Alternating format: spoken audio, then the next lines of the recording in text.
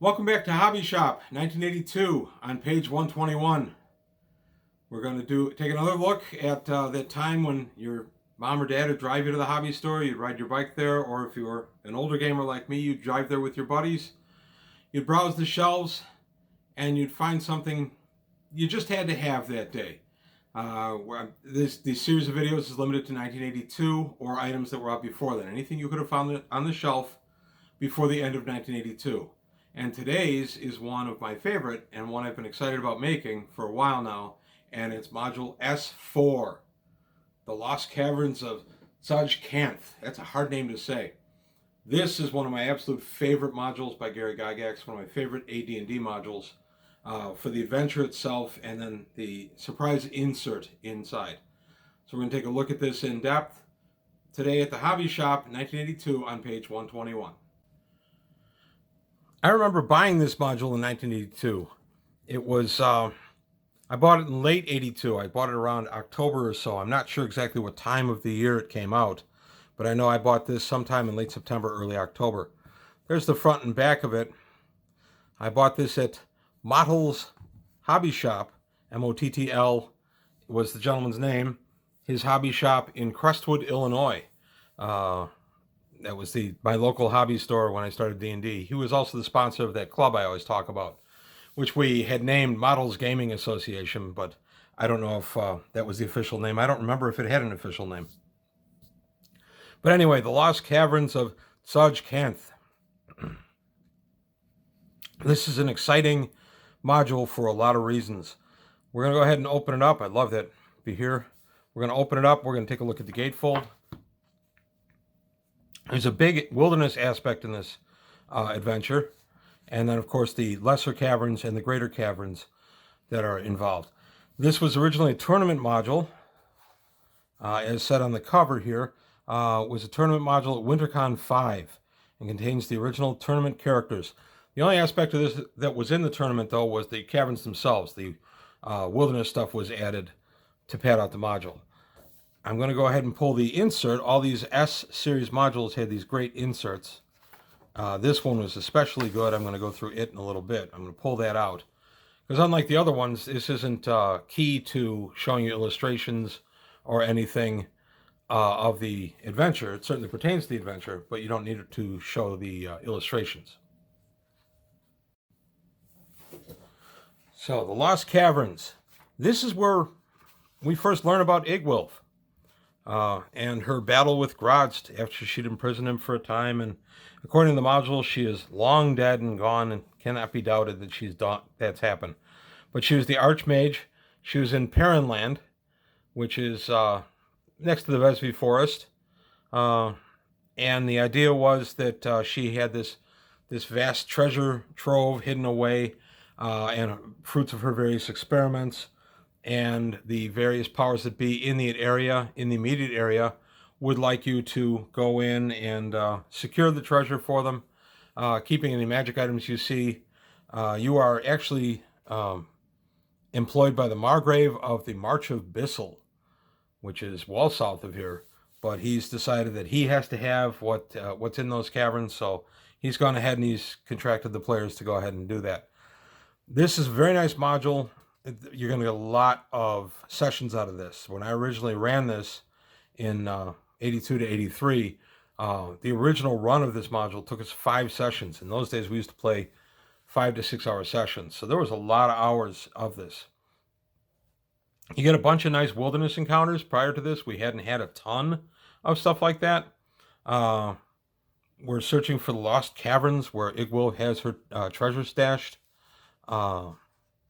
It's interesting. We also, the artifact in here is Dowd's Wondrous Lanthorn, which is a fabled lamp that Igwilf either created or has. We're not sure which. And then we're going into the wilderness adventures. The wilderness encounter table has 20 different encounters. This adventure module is listed as being for characters 6 to 10. This would be a challenge for 6 to 10th level characters back in 1982, and in fact it was. Fatality was fairly high in this, especially in the wilderness section. You get some nice encounters here. You get a nice border patrol of Kettites, another Perrinlanders. An avalanche. The avalanche can be very dangerous. This is one of the famous Gary Gygax start counting till 10. If they don't react by the time you reach 10, they're no longer with us. Uh, it rock slide, brown bear, a null raiding party, some giant eagles, 6 of them to deal with. Mountain tribesmen, 20 of them. Gray furred snake, a goblin band, hill giants, wolf pack, mountain dwarf band, which we had a lot of fun with. The mountain dwarves ended up becoming very key to what the players were doing as they tried to defeat the Caverns. They allied with the mountain dwarves and even had a couple of them come along as henchmen into the dungeon. It's pretty good. The hermit is an interesting encounter. He has some information about the area and about where the Lost Caverns are. You can really play this up. This ended up being about an hour-long encounter with no dice throws at all for us. You've got the Troll Cave, Wyvern Roost, a Hobgoblin War Party, even for a 6th to 10th level party. Group of 81 Hobgoblins attacking you can be quite the combat. You got an Ogre Den, an Elven Warder Band. This is just Elf Patrol. We actually did a fair amount with the Elf Patrol as well. The players ended up being allied with the Elves, although the Elves didn't play a big part, not as big as the Dwarves did. And then, of course, we have a Sub-Adult Blue Dragon. And then we have Stone Giants Playground. The Stone Giants Playground, the Giants are just out there literally tossing boulders around and having fun. Your players can kind of react how they want to that. Oh my gosh, they're giants, they need to be exterminated, or hey, let's go have some fun, and the giants hit them in the chest with a boulder thinking they're playing. And then you come down to the valley, and you come into the Gnome Vale. The gnomes are huge in this. Do not tick them off. They're very powerful, and they can eliminate your party if they choose to, but they're fabulous allies if they don't. Between the gnomes and the dwarves, our party, the party that went into this for me, ended up gaining very valuable allies. There's a lot here for the gnome lair. I've actually pulled this gnome lair out and used it in other sections of Greyhawk just to reuse it. This is just too good to sit as a one-time encounter. So then we continue on through the craggy dells, and we're making our way through to the lost caverns of Tsojcanth, and we're looking for the treasure of Igwilv. So we get some wandering monsters in here, but not many. We don't get wandering monsters in here. It's more a case that if a monster in a nearby area hears the hubbub out in the cavern area, it will come to it. There aren't any wandering monsters in here because these are all guardians set by Igwilv.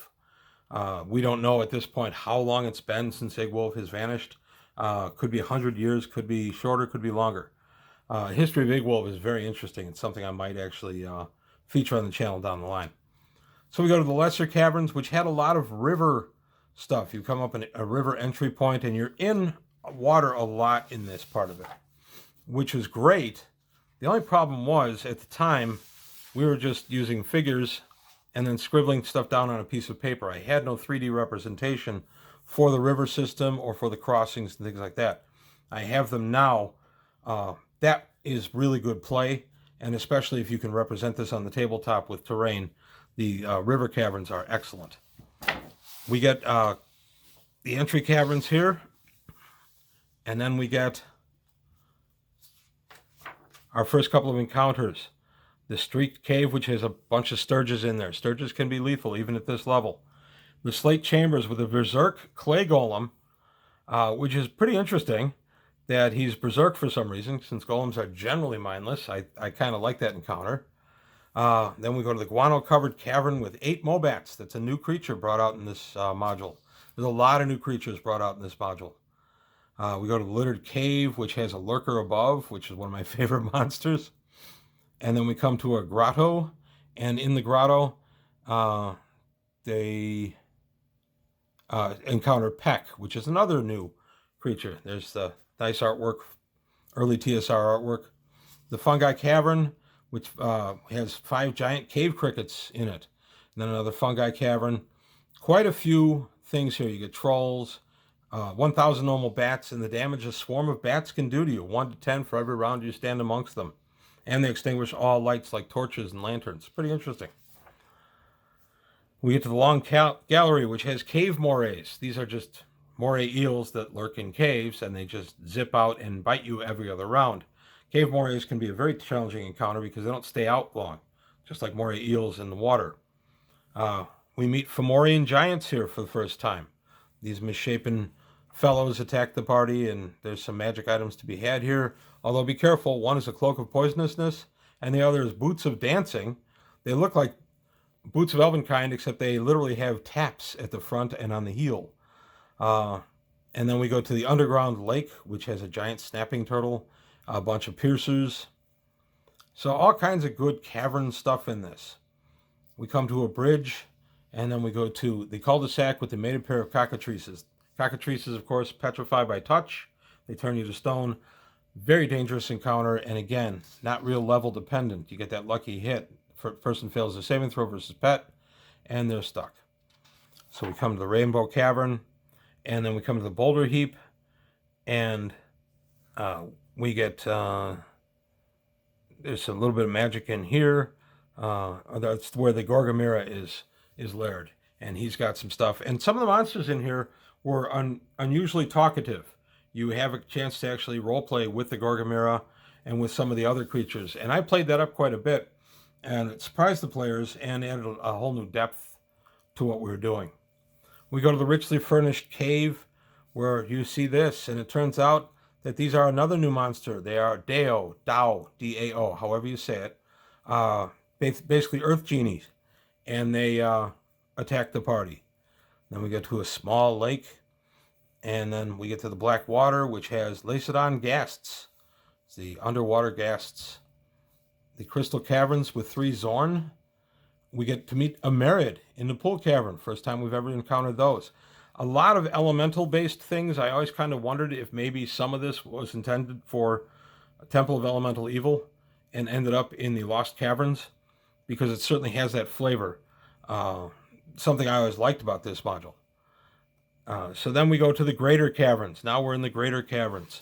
There's a lot of teleport shenanigans in the Greater Caverns. If you look at this hub here, you're getting teleported around, and you have to open each door once in order to finally get into Area 20 where Igwil's treasure is. I realize I'm getting ahead a little bit, but I wanted to point that out because that was one thing I did not do. I realized this was a campaign module, so you have to put in a lot of puzzles, but to have to open 6 doors to finally get the 7th, I didn't feel made for good roleplay, so I went ahead and I altered the map there, and I just made it that they get to the big doors and they get in. So that the teleport stuff, maybe I cheated myself, I don't know, but I eliminated a lot of the teleport shenanigans that are available in here. So Cavern 1, we meet troglodytes. I always love troglodytes because they give you that stench that makes people get sick and swing at minuses. And then we get the gruesome Cavern of Corpses, which is home of a Bodak. Bodak it's another new creature here, and you meet its gaze. If you fail your saving throw, you die. And the Bodak is taken to decorating his lair with the various things he's killed. We meet a Behir next in the Great Gallery Cavern, another new monster. This guy is a talkative fellow named Lud. Interesting talking to a Behir. It's not really something that I would have considered without this module. I've done it a few times. It can be a lot of fun. Margoyles, which are just big brothers to gargoyles. Gargoyles being one of my favorite lower level monsters. Margoyles, just take them into the middle level. I love Margoyles. They're new to this module as well. And here we meet an Umber Hulk, always a favorite. We go to the small gallery, which has a subterranean lizard in it. And then we come down to the smooth cavern, where you can slide down and kind of get stuck in the middle, and there's 2 gas spores down there that explode and infect you. And then the Cavern of Stalagmites, we meet 4 Bar Ligura, which are types of demons. Brand new to this module. We come to the Glowing Grotto. This is some of the teleportation stuff that starts there. The Dark Labyrinth. This can be as long or as short an encounter as you want. There's a couple of Minotaurs in here, and they're waiting to attack you. Making the players go through this labyrinth can be fun, but can be time-consuming. And then we come down to armored automatons. Basically, it's just suits of armor that activate and attack the players. And again, this is part of the teleport shenanigans, but I made these just room encounters. Canyon of the Centaurs, you've been teleported there, and you're fighting with some centaurs. Hall of Pentacles. Again, this was a lot of the teleportation stuff. Some of this I didn't even include. I don't remember doing the Hall of Pentacles. You get to the Jagged Cavern, where we meet the demon Chasme, or Casme, depending on how you want to pronounce it. These are horrible fly demons that their buzzing of their wings makes you sleepy. And then we get to the Cavern of the Skull, which has a trapper lurking in it, which is just another great one. Lurker above, trapper in the same room makes a nice sandwich. Player characters, of course, are the middle.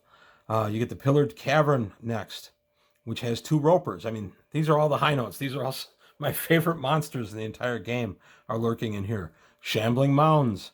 We meet in the large cavern of rotting fungi.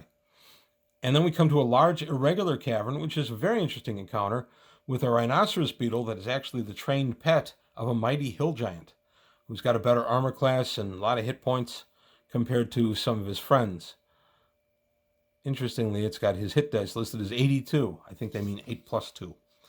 Then we go to the Fungi Cavern, which has the 8 Shriekers lurking in it. Again, these are all my favorite old school monsters. We meet a Dracolisk. First time we've encountered this monster. Where are all these new monsters coming from? Well, get to that in a moment. Then we get to the cave chamber. There's an antipathy or sympathy. This is actually a rest area. If you're a good party, you have sympathy, the evil creatures don't come here to bother you, you can actually rest up here, which is pretty nice. The Grotto of the Demon Idol. It's actually a stone golem with various delusions going around in the area. And then we come to the Great Iron Doors right there, and the Corridor of Red Marble. And this leads to all the stuff, all the teleportation stuff I showed you, and the hub around room 20. And room 20, this is what you see. And inside is Drownza, Igwilf's daughter. And she's laying there on the dais beneath what we come to know is the wondrous lanthorn with various treasures all around and things like that. Very good room description. The sleeping mage is actually a fighter vampire, AC -3. She's got 96 hit points, which is just tremendous. She's a 13th level fighter, 2 attacks per round, and she still has vampire energy drain, gaseous form, polymorph. She also has boots of spider climbing, which again were new in the slippers of spider climbing. They were new in this module. Typical Gygax, bulky treasure you can try to carry out and make money on. And then with the battle with Drownza, the way we ended up doing it was very time consuming. I played her very smart. The only thing she doesn't do per the write-up is go to her gaseous form. While in combat, she stays and trusts her fighter powers. At 13th level, even against the remainder of the party that got here, she was quite a formidable challenge. I did have her drain a couple energy levels from the party. They were a long time recovering from their meeting with her. But eventually, when she's brought down to 0 hit points, she goes to gaseous form.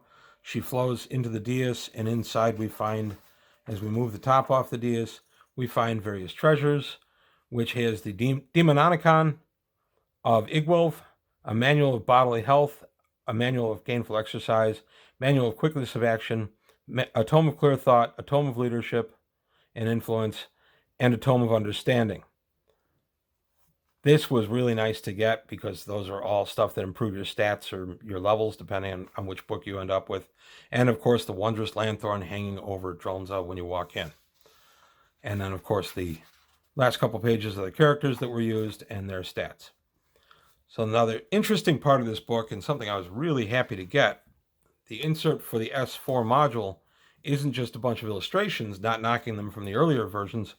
This is a bunch of new monsters and new magic items. The new monsters, the bat and the mobat get called out here. Be here, the Bodek, the cave cricket, cave moray, Kushi. They appear with the elves. Crystal ooze. These were all the first time we saw these. The Deo, the Demi-Lich. We actually had seen the Demi-Lich, of course, in Module S1, but it's called out here. The Alu Demon. Baphomet is brought out here. He's not in the module, but he's here. Barlagura, the Chasme, or Casme, the Dretch, Fraz Urb Ayu, the Prince of Deception, another great demon lord. Grozd, first time I ever met Grozd is right here. Kochi, another demon lord. Darrow, first time we've encountered these particular creatures. A lot of new stuff came out of here. A lot of this stuff ended up going into Monster Manual 3, which would be out in Monster Manual 2, which would be out in 1983. But this is the first place we saw most of this. The Dracolisk, the Valley Elf, Fomorian Giants, Gorgamira, the Merid, Margoyle, Olive Slime, the Peck, Deadly Puddings. Who doesn't like a nice snack pack of death? The troll, a marine troll, Scrags. And then we have the slime creatures, Wolfware, Zag-Ya, and Zag-Yi. Those are final encounters in the treasure room of Igwolf. The treasure, of course, of Igwolf is not all her magic things. It's her daughter, Drelnza. She can be as good an encounter as you want, or even a recurring villain. I did have her get away, Drelnza get away, and become a recurring villain for a while in my campaign. She makes a real good one. Next, we got some new magic items. Potion of Rainbow Hues and Potion of Vitality. A long-toothed dagger that works really well for halflings and gnomes. Horn of Fog. Lens of Detection. Slippers of Spider Climbing. Old school now, because they were in Unearthed Arcana in 1985, but all new to us then. Dowd's Wondrous Lanthorn. Lots of different powers from this thing, depending on the different lenses you put over it, and the combination of lenses, you can get a bunch of stuff. It's very expensive. You have to grind up gems to go into it for so many years fuel cost. It's an interesting artifact. It's one that the player who got it played in our group for about another 2 years or so, and then ended up going into the service. And he never really came back to our group. And he never really used it a lot, and it never caught on with our group. So it's an item that I toy with bringing out now and again, but swapping the lenses just tended to take a little bit more time. That being said, I've heard some tales of how great this was, especially because of the curse, where you become really possessive of it and paranoid about it. Then we have the Demonicon of Igwolf, which is now iconic, then was new. And you get a bunch of new spells that are in this book, as well as the various things to creatures that are listed inside information. So we get a bunch of new cleric spells, the Abjure spell, Exaction, Henley's Digit of Disruption, MU spell, Dismissal, Dolor, Ensnarement. Most of these have to do with entrapping creatures from the lower planes. Banishment, Torment, Binding. These all appear later than in Unearthed Arcana. And then we come to the Prison of Zagig, which is also a really nice magic item. I've given out a few of those over my years since they first appeared in this module. Prison of Zagig is really neat. You kind of force somebody into this little birdcage affair, and they can't get out. They can't slip through the bars. And then we come to the magical diagrams. I often thought that this added a little bit to the Satanic Panic myself. That was starting to come up a little bit. And then here we have a whole book of all these. Nice picture of somebody in the little the Prison of Zagig I was talking about a moment ago. And then reputed magical properties of gems. This is interesting. I built an entire dungeon around this, where this would be in our world, in the real world, in Greyhawk, non-magical, but stuff that people believed the gems could impart on them. So just to, luck for travelers, wards off plague, protection from fire for the J-Synth. And then, of course, the Lost Caverns roster, monster roster. You've got all the stuff condensed down here. This is actually very handy when running the adventure. And then some graven glyphs. All in all, one of my absolute favorite modules of all time. The fact that it also gave us a preview of Monster Manual 2 and a lot of stuff that was in Unearthed Arcana by 85. Some of this stuff did appear in Dragon Magazine too. Unearthed Arcana was fun leading up to Unearthed Arcana from the beginning of 82 all the way up to the publishing of that in mid-85. We got a lot of previews and a lot of things we would end up just kind of playtesting. And by the time it made it to Unearthed Arcana, maybe it was altered a little bit. The Barbarian class, the Cavalier class are both good examples of that. But this was an early version of Monster Manual 2 and Unearthed Arcana. Valued. I still love this module. I still run this module. I recommend it completely. It's available on PDF on DriveThruRPG. I completely recommend it for the fun read of nothing else. This is a true Gygax dungeon in the truest sense. Plus, it's a sandbox with all the outdoor stuff, plus all the new goodies. At the time I first ran this, nobody knew any of these monsters because they were all brand new. I was the only one in our group that had bought the module. So that ended up being a pretty good deal. So that's all I've got to say today. I want to thank you for taking a trip to Hobby Shop 1982 with me. I hope you enjoyed your stay here. I've enjoyed making these videos. If you're interested in seeing some more of this series, please leave me a comment. Let me know. And, like and subscribe, all the good stuff. And that's it for Hobby Shop 1982 from page 121. I'll see you next time.